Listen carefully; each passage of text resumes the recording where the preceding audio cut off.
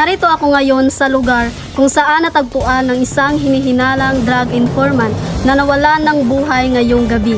Ayon sa paunang ulat ng mga otoridad, may mga napansin itong mga sugat sa katawan ng biktima.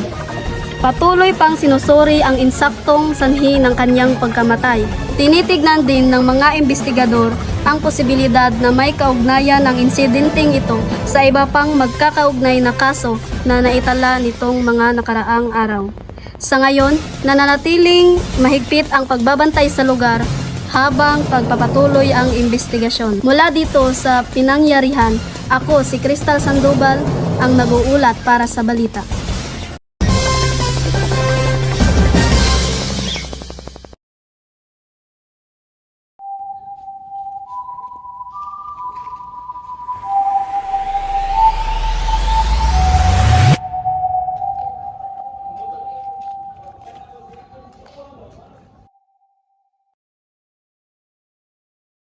Sa paningin ng iba, normal lang akong tao. May asawa, may 3 anak, at simpleng buhay. Pero may tinatago akong lihim. 2 dekada na akong hitman. May kakaiba akong kakayahan. Naririnig ko ang sipol ng kamatayan. Kapag may mamamatay na malapit sa akin, may mahinang sipol akong naririnig. At ito ang dahilan kung bakit ako naging mahusay sa trabaho ko.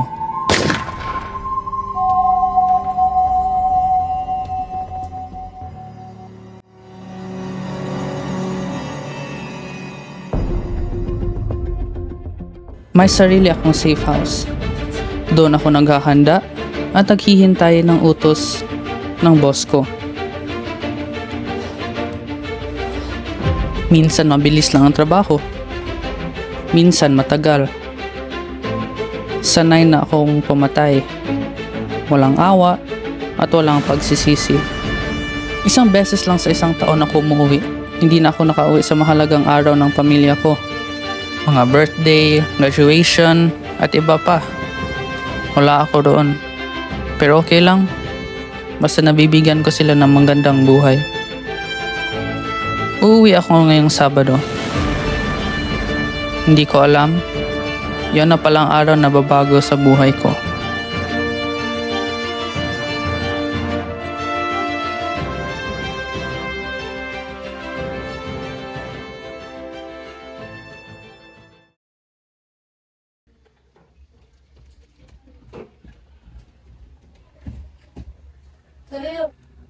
Mahal! Mama, Itnot mo to, oh. Tinapay, tinirapos para sa'yo. masan ka na? Doon sa bagong bukas lang na bakery doon sa labas. Sino ba yung mga bay? Grabe naman. Sabi ko kasi yan. Sino yan? Boss ko tumatawag.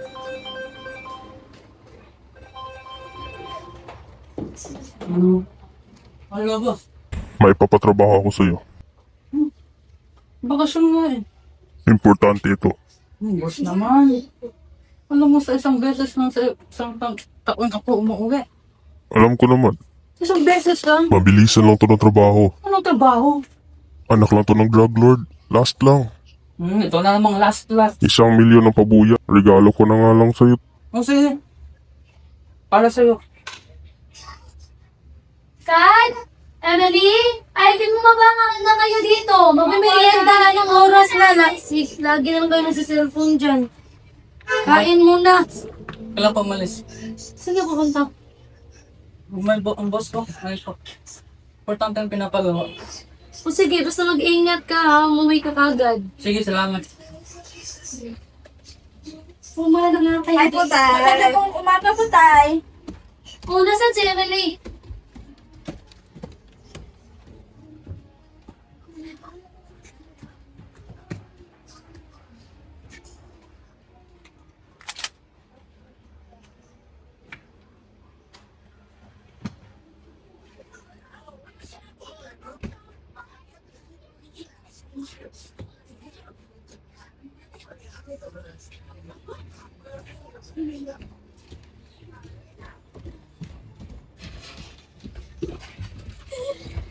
O siya, aalis na ako. Sige, sige. Ingat po, tay. Ingat po, tay. Nay! Dito. Hindi na muna ako sasabay sa inyo. May lakad kasi kami na Mary at Jasmine. Pakisabi na lang kay tatay na umalis ako. O sige, basta umuwi ka agad ha. Ingat po, ate. Ingat po, ate. Bye. Sabihin. Umuwi na kayo. Sige po, tay. Saan na ba to sila? Ang init-init.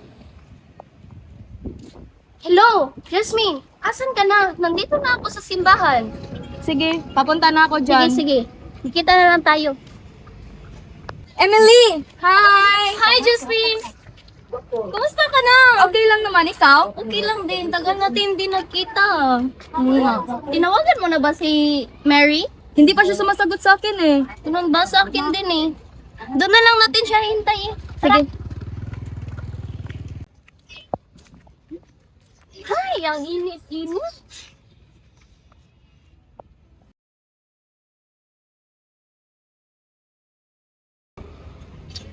Ilang oras na tayo nag-aantay dito? Tawagan mo nga ulit si Mary. Sige.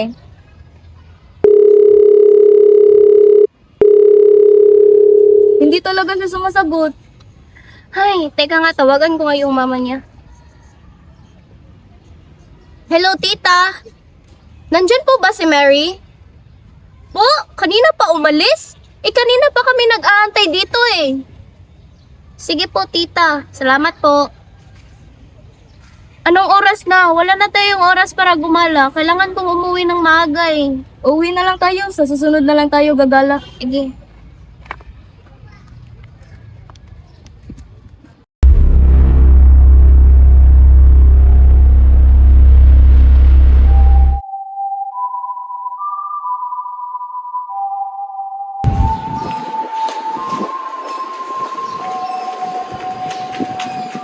Anong kailangan mo sa akin?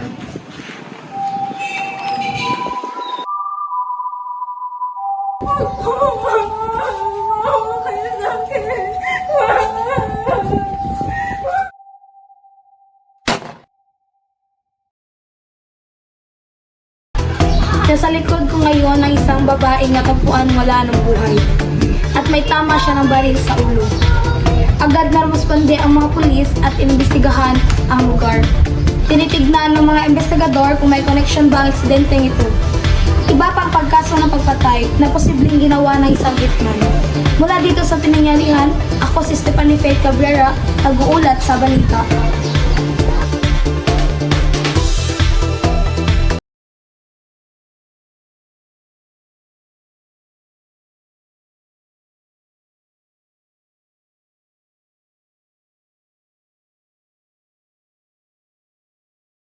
Binahuli mo yung babae doon. Antay na lang yung papa niyo. Opo, Nay! Maghapon na tayo. Ito na po, Nay. Dito ka. Ito yung plato ko. Tiko ko ngayon. Asa na ba yung ko? Ano? Ito na po, Nay. Sa'yo ko ngayon ang isang babae. Ano lang itong lugar na to, di ba? Malapit lang to sa palengke na. Naku, ang bata pa nga naman. Yung sabi ko sa inyo, iwasan yung pag-alagala, ha? Ang dami ng natalo na nangyari. Mahirap na. Teka, bakit parang familiar to sa akin?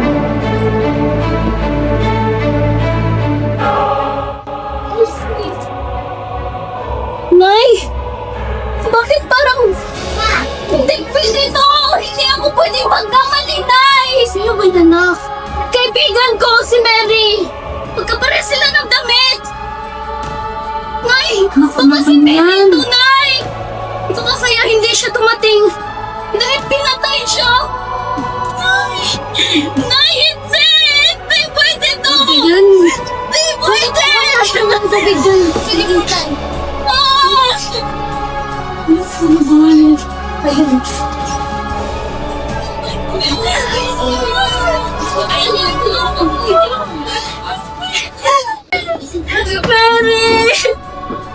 nangyayari dito? Tingnan mo, may... Yung kaibigan ko pinatay. Hindi ako pwedeng magkamali. Tingnan mo. Tingnan mo. Siya to. Siya itong Day.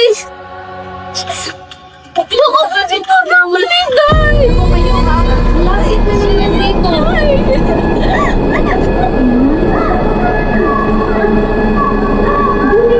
Buti na lang. Hindi kayo...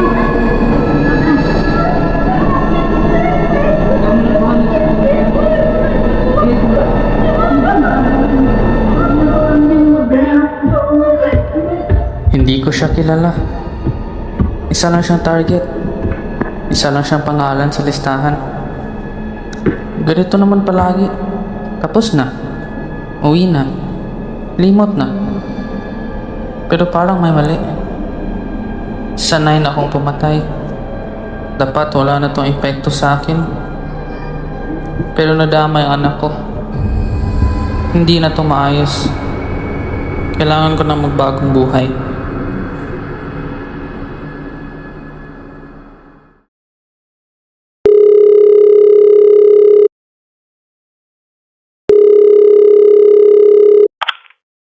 Oh, ba't napatawag ka? Tapos na ako, boss. Oo, nakita ko nga sa balita. Papunta na 1 milyon dyan sa account mo. Tapos na ako, boss. Ayaw ko na. Anong ayaw mo na? Alam mo walang balikan yung trabaho natin. Papatay ka o ikaw yung papatayin.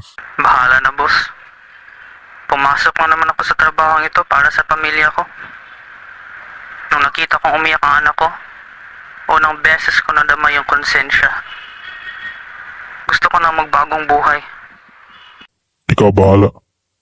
Pero alam mo na yung patakaran. Alam mo na yung susunod na mangyayari. 2 dekada ka na sa trabahong to. Marami ka nang alam. Hindi sila magdadalawang isip na burahin ka.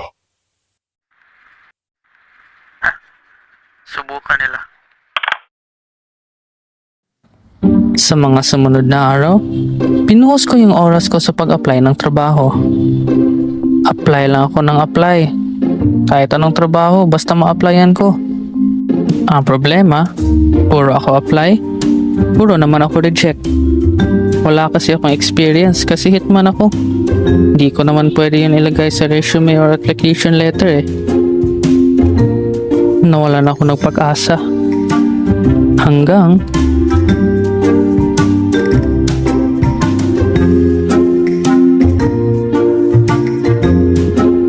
nakachamba pa nga.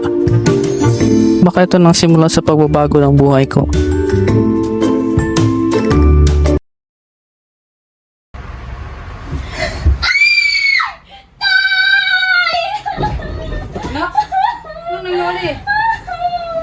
Ayoko mawala ka, Tay.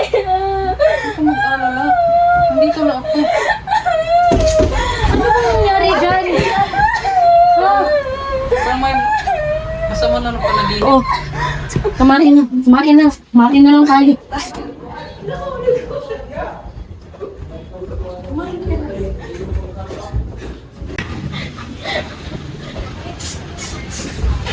Kumain ka na, panaginip lang yun. Ano ba kasi pinapanood nyo gabi-gabi? Tingnan nyo, sa tagal yung matulog, nagkakaganyan na kayo. Ano na lang napanaginipan nyo? Bakit? Look, late ako sa job interview ko. Naman.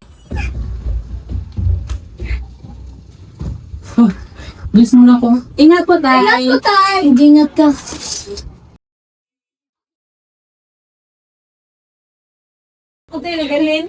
Salamat at tanggap ako ng trabaho.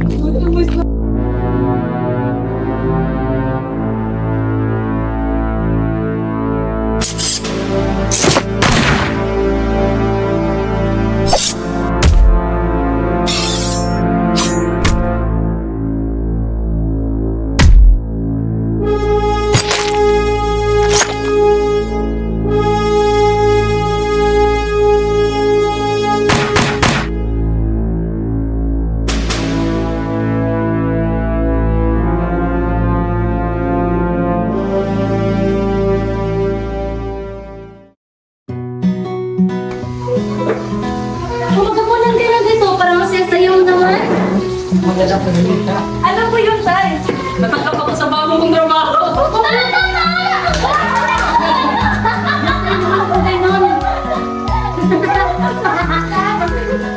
Kasi ito, alam mo nilapitan mo lang.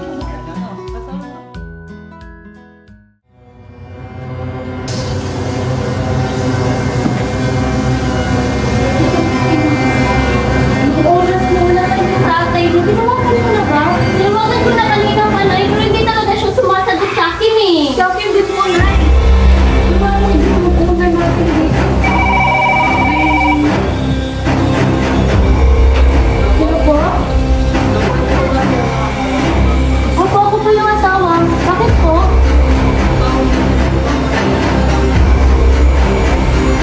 Ano? Ano nangyari, Nay? Yung tatay niyo!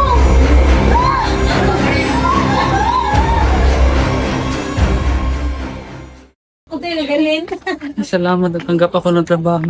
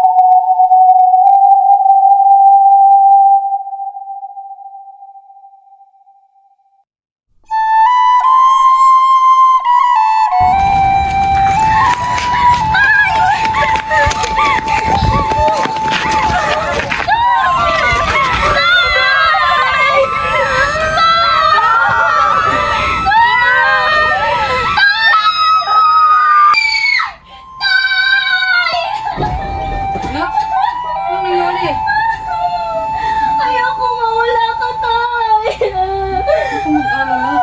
Nandito na ako. Ano ba nangyari dyan? Parang may masama na ng panaginip.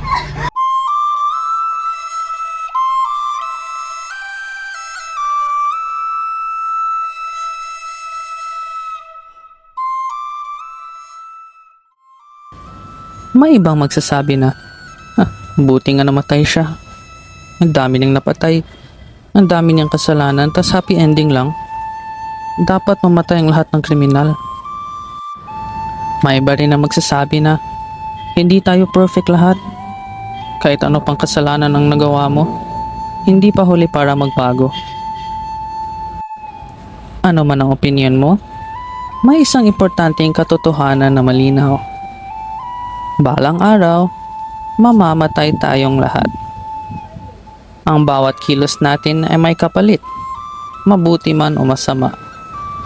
At darating ang araw na babalik sa atin ang bigat ng sarili nating mga desisyon. Ang tanong, kung maririnig mo ang sipol ng kamatayan ngayon, handa ka na ba?